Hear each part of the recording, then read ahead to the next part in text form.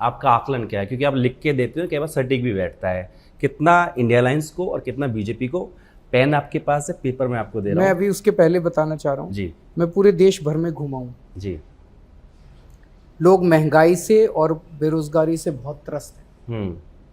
घर का खर्चा नहीं चल रहा, हर चीज़ के दाम बढ़ गए और घर में बच्चे बेरोजगार बैठे हैं।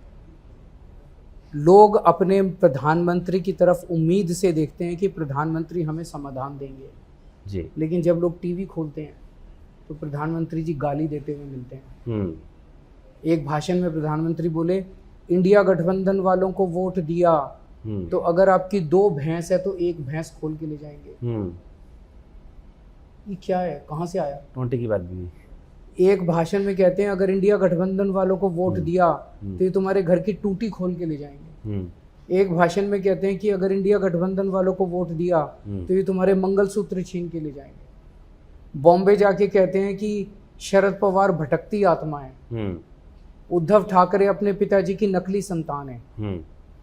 लोगों को लगता है यार हम इतने दुखी हैं, इतने परेशान हैं, महंगाई से इतने परेशान हो गए तो गाली गलौज कर रहे हैं। इन्हें कुछ पता ही नहीं कि हमारी प्रॉब्लम क्या है। ये तो बिल्कुल कटे हुए हैं, इनको कुछ मतलब इनके पास कोई समाधान ही नहीं है, हमारी समस्याओं की चिंता ही नहीं है इनको। तो लोग बहुत नाराज हैं और आजकल तो इनके अहंकार की सारी सीमाएं क्रॉस कर गई हैं।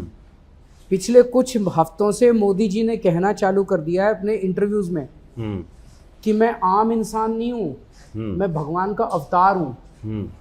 मैं अपनी माँ के पेट से पैदा नहीं हुआ, मैंने इस पृथ्वी पे मैं प्रकट हुआ हूँ। मैं आपके दर्शकों से पूछना चाहता हूँ किस किस को लगता है कि मोदी जी भगवान है? मैं रामचंद्र जी की पूजा करता हूँ, मैं कृष्ण जी की पूजा करता हूँ, हनुमान जी की पूजा करता हूँ, शिव जी की पूजा करता हूँ। मोदी जी भगवान कब से हो गए? और मैं आरएसएस से पूछना चाहता हूँ, आरएसएस जवाब दे कि क्या आरएसएस भी मोदी जी को भगवान मानता है? इसको देख के जनता में बहुत गुस्सा है और जनता इस बार इनको मजा चखाएगी। तो मैं बताइए समझ इनकी 200 से कम सीट आएंगी बीजेपी की जी, और इंडिया गठबंधन की 300 क्रॉस करेगी।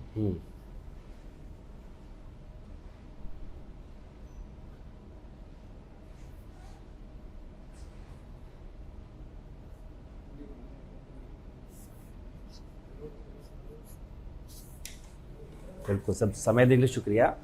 तो दिल्ली के मुख्यमंत्री अरविंद केजरीवाल ने कहा है कि बीजेपी की 200 से नीचे रहेगी और इंडिया गठबंधन की 300 यानी कि सरकार बन रही है। बिल्कुल।